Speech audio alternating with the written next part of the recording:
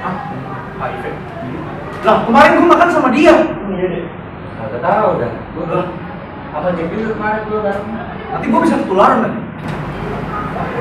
Andi lu HIV, coba dong aku ke orang-orang kalau HIV. Sorry nih, gue gak mau temenan sama lu nih, takut nular soalnya.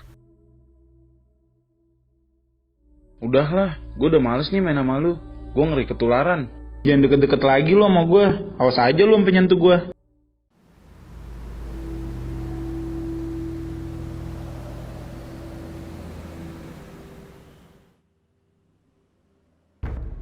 Oda, orang dengan HIV/AIDS merupakan korban dari stigma yang muncul di masyarakat. Dari studi literatur yang peneliti lakukan, hasilnya menggambarkan bahwa masih terdapat perlakuan diskriminatif terhadap Oda.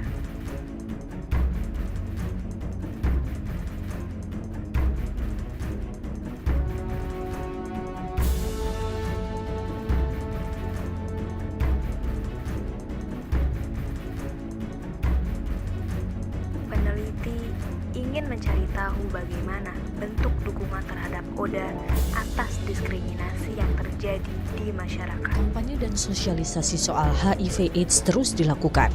Tidak hanya memberi edukasi, ini juga sebagai upaya menghapus stigma dan diskriminasi terhadap orang dengan tidak ingin hidup dengan stigma. Karena itu, ia memilih tidak merahasiakan apa yang dialaminya. Di rumah sempit miliknya, ia hidup bahagia dengan suami yang juga Oda dan seorang anak kandung yang negatif. Sejak mengidap HIV/AIDS tahun 2017 lalu, J terus berupaya bertahan hidup di tengah stigma yang beredar di masyarakat akan Oda. Tidak mudah baginya dan keluarga untuk hidup di tengah masyarakat. J dan keluarganya sempat dikucilkan dan mendapat perlakuan diskriminatif dari warga sekitar. Film dokumenter ini berupaya memberikan ilustrasi sederhana mengenai stigma dan diskriminasi yang menimpa Oda.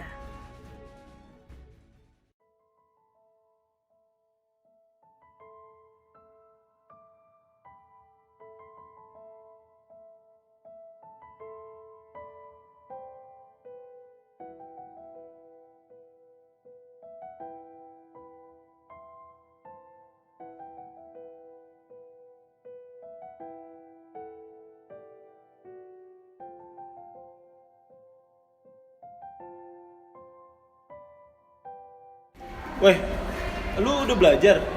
Belum. Besok ada UTS anjir. Iya anjir gimana ya? UTS apaan emang? Sospen. Di PPS. Ih, bege dah lu. Ada berapa matkul sih besok? Makanya besok ada 2. Weh, Ani gila, habis dari mana lu? Dari kosan ya. Iya, masuk yuk. Rumah dekat juga.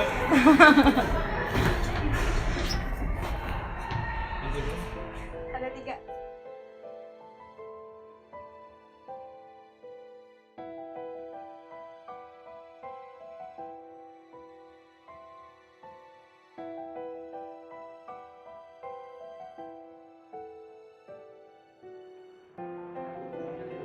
Assalamualaikum.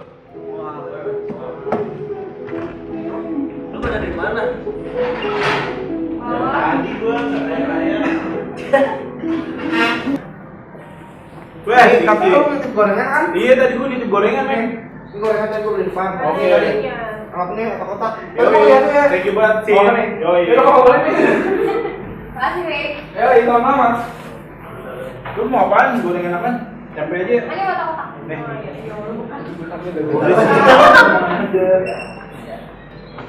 Gue mau dong. Cobain gue dong. Gue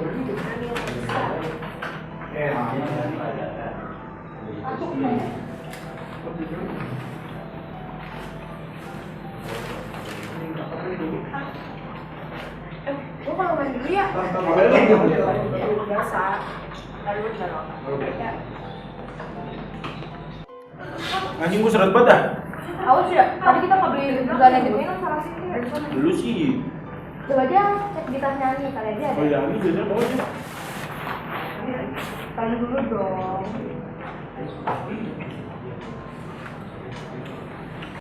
Wah, obat apaan nih? Anjir, obat apaan nih? ARV lu tahu? Ih, ARV itu obat HIV tahu? Ah, demi apa lu? Ih, seriusan coba deh lu cari tahu. Anjir. Apaan sih lu? Bukan tes gua. Anjir nih, gua mau nyari air dong nih. ARV lainnya di mana deh sama kita? Ya lu sih tadi udah gua bilangin itu Pak Air sama Vicky sekalian itu gorengan. Ah, tahu lah gua pusing banget. Kan kita cuma mau minta airnya aja tuh yang di tas, tapi tiba-tiba kita nemu obat. Perlu kita tanyain nggak ke dia? Gue juga bingung sih nih anjir, males gue main sama anak HIV.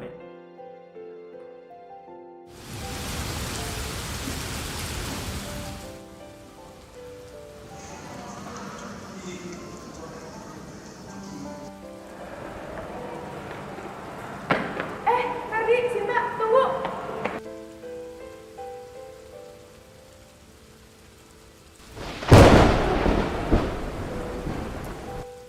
Sepertinya mereka tahu kalau gue kena HIV.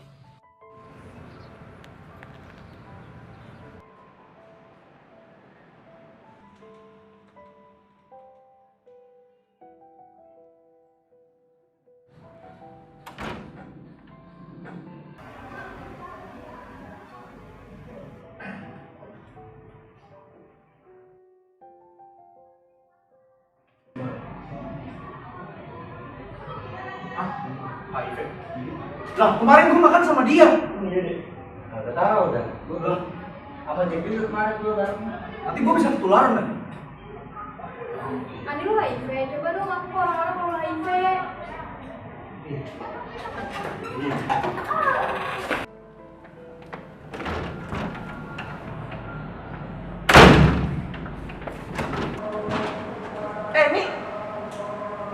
Tentunya dengan menjadi seorang Oda itu tidaklah mudah. Seorang Oda, tidak ada satu manusia pun yang ingin terinfeksi HIV, terlepas dia latar belakangnya sebagai populasi beresiko atau tidak. Sehingga ketika seseorang itu terdiagnosis terinfeksi, itu tentunya mentalnya duluan yang mati dibandingkan fisiknya, sehingga dukungan dari tentunya lingkungan sekitar yang pertama, yaitu keluarga, kemudian masyarakat sekitar dan juga pemerintah, itu sangat dibutuhkan agar supaya pemikiran-pemikiran yang kaku sebelumnya, seperti misalnya seorang yang dengan HIV adalah seorang pendosa ataupun seorang yang bermoral buruk, itu dapat nggak usah dipikirin yang kayak begitu, tapi memikirkan bagaimana seseorang ini bisa hidup dengan lebih baik, bisa produktif, kemudian bisa berkeluarga dan juga bisa menghasilkan generasi yang negatif dan juga generasi yang lebih baik. Dengan adanya dukungan dari sekitar, hal itu bisa dilakukan sebenarnya, sehingga penciptaan lingkungan yang kondusif itu terjadi dan juga kualitas hidup dari si orang terinfeksi itu menjadi lebih baik. Setelah berbincang panjang lebar dengan Mas Patrick, peneliti melanjutkan langkah selanjutnya, yakni berkunjung ke Universitas Katolik Atmajaya Indonesia untuk mewawancarai akademisi yang terlibat secara langsung dalam kehidupan Oda.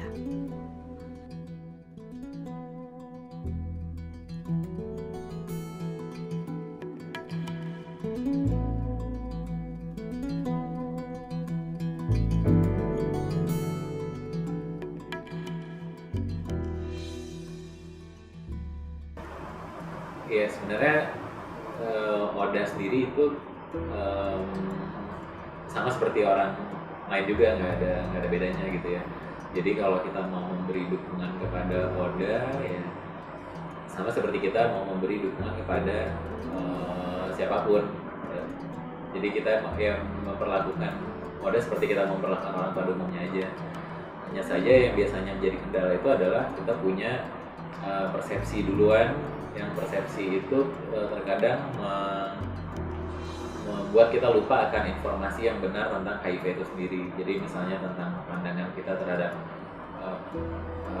latar belakang orang tertentu, kemudian pandangan kita tentang HIV itu sendiri. Seperti dulu misalnya ada masa di mana orang menganggap HIV itu adalah penyakit kutukan atau penyakit apalah yang sebenarnya itu tidak berdasar kepada informasi yang atau fakta yang benar tentang HIV itu sendiri. Jadi kalau menurut saya cara kita yang paling pertama untuk memberi dukungan kepada ODA adalah dengan memperkaya diri kita dulu sendiri dengan informasi tentang HIV itu sendiri dan tidak menghakimi berdasarkan perasaan atau asumsi-asumsi belaka.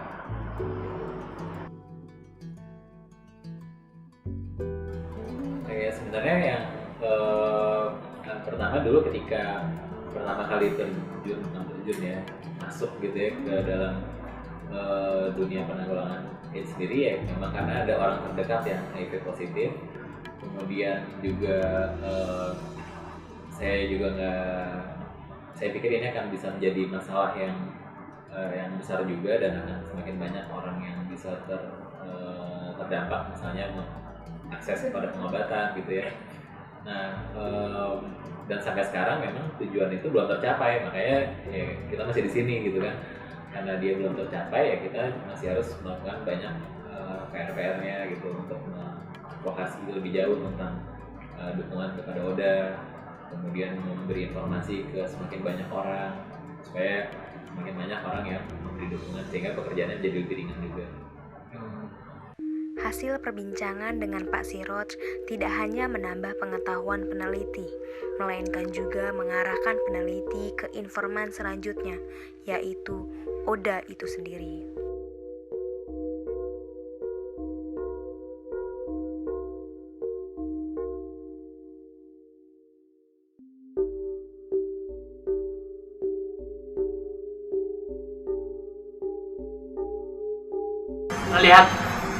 Melihat orang dengan HIV itu adalah melihat bagaimana manusia seperti layaknya manusia yang diciptakan Tuhan. Tidak ada yang berbeda, tidak ada satu pun yang berbeda, equal sesuai dengan asas negara kita, keadilan sosial bagi seluruh rakyat Indonesia. Jadi yang paling penting adalah kita tahu informasinya, kita tahu apa yang harus kita lakukan ketika terjadi apapun itu yang terjadi. Ketika melihat orang positif itu tidak menular lewat perilaku sosial apapun. Jadi positif itu signifikan menular hanya melalui penetrasi seks dan penggunaan alsa suntik. Jadi perlakukan orang lain, terutama yang positif, seperti layaknya manusia.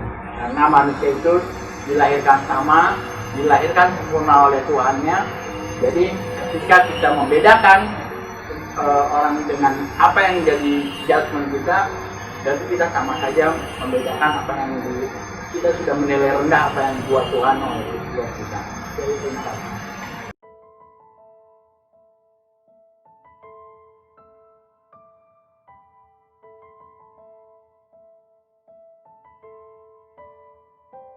Ya, halo, selamat sore. Saya Putra. Di badan saya ada HIV sudah 19 tahun. Dan saya alhamdulillah tidak pernah dirawat di rumah sakit karena teraturnya minum obat yang dibilang sekarang ARV. Itu kuncinya sebenarnya. Kalau menurut saya, seorang ODA harus banyak belajar. Apa itu HIV, dasar-dasar HIV, efek samping obat, apa itu nama-nama alertnya. Kalau dia sudah belajar dan patuh dengan minum obat dan pola hidup sehat, pola makan sehat, dia berarti sehat. Kalau dia sehat, masyarakat pun tidak akan menjas kita itu ODA pun. Kalian pun tidak akan tahu kalau saya nggak buka status.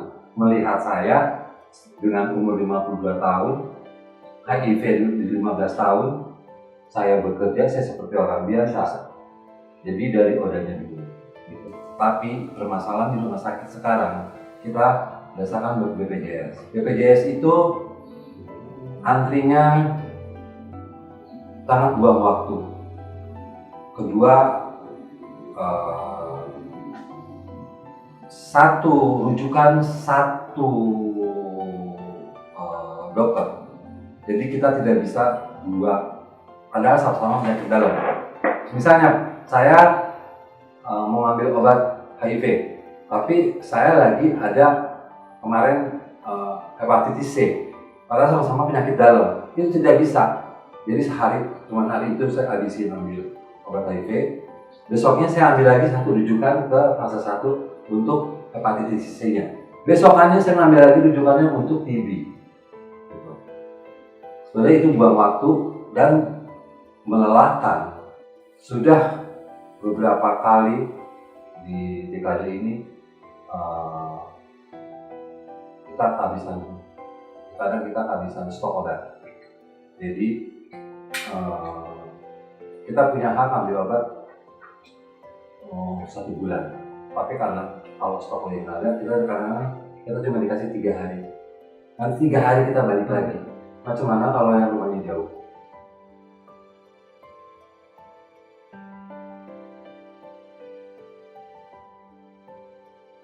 Satu, sama pemerintah dulu. Kenapa tidak ada satu rumah sakit atau klinik berbasis komunitas, jadi khusus ODA? Tidak pernah ada. Kita digabung dengan rumah sakit umum yang notabene takut ketemu tetangga dan antriannya dengan dokter. Kita kan nggak ada khusus dokter HIV, masih dokter penyakit dalam. Dia juga gabung dengan penyakit TB. Nah, itu pihak kita sudah bertahun-tahun sulit banget dengan perizinan seperti itu.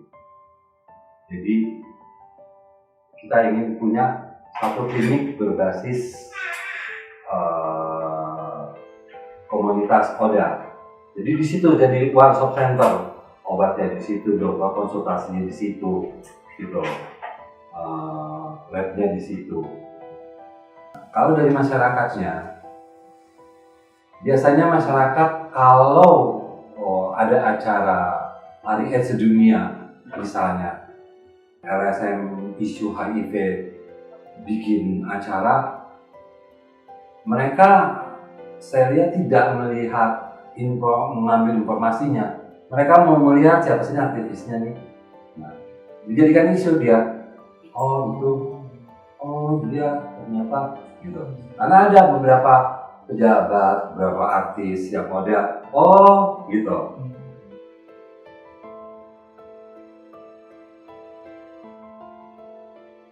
Jadi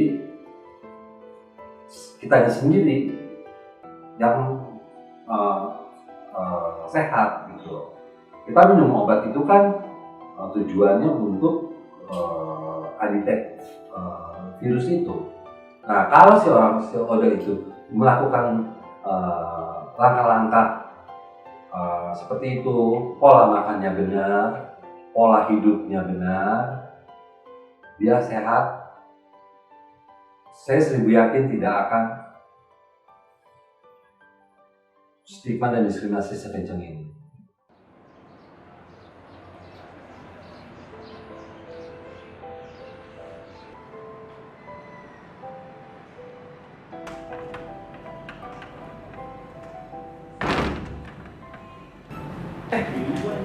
Sepi banget ini kelas? Ya iyalah anjing, masih pagi gila kali lu. Terus tumben datang awal? Iya, tadi tumben jalannya udah macet. Tahu, tumben banget. Aduh, udah sebut tuh. Lal, kemarin lu ngikutin Ani keluar ya? Iya. Ih, hati-hati ya, dia ketularan lu. Lah, emang kenapa dah? Ya, lu ngomongin Ani mulu. Dia tuh kena HIV, nanti lu bisa ketularan. Emang dia kena, tapi terus lu pada takut ketularan gitu? Ya iyalah. Ya iyalah, kita tuh kan sering makan bareng, kemana-mana bareng, bisa aja kita ketularan. Lu tuh pada salah. Cara penularan HIV itu cuma 2, hubungan seks sama darah. Kalau misalkan cuma main bareng, makan bareng mah kagak, santai aja lu tuh pada salah coy. So tau lu. Ya, setahu gue ya, dari apa yang diomongin itu udah benar. Seriusan buat apa yang bohong? Itu bukan benar. Terus sekarang keadaan Ani gimana lo? Kemarin sih terakhir kali gue ketemu sama Ani, dia ngerasa tertekan sama depresi gara-gara anak-anak kelas pada ngebully dia. Padahal mah santai aja, cuma sakit HIV, itu cuma nggak bakal nular kalau cuma main bareng sama makan bareng. Jadi lu nggak usah ngebully dia lah. Kita harus cari Ani, itu buat minta maaf, gue udah merasa bersalah banget. Iya kan, udah kita harus minta maaf. Iyalah harus, kita tuh juga harus ngasih tahu ke teman kita yang lain yang ngebully Ani.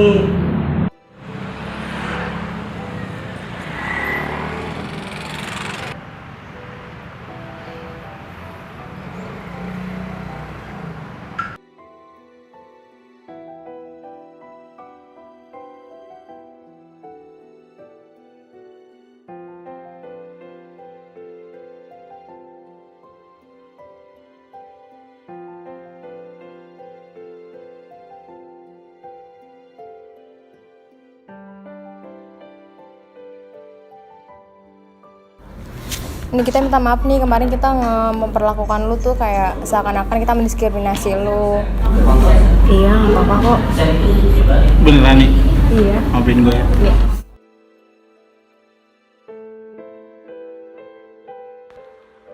Berikut ialah hasil penelitian yang peneliti dapatkan.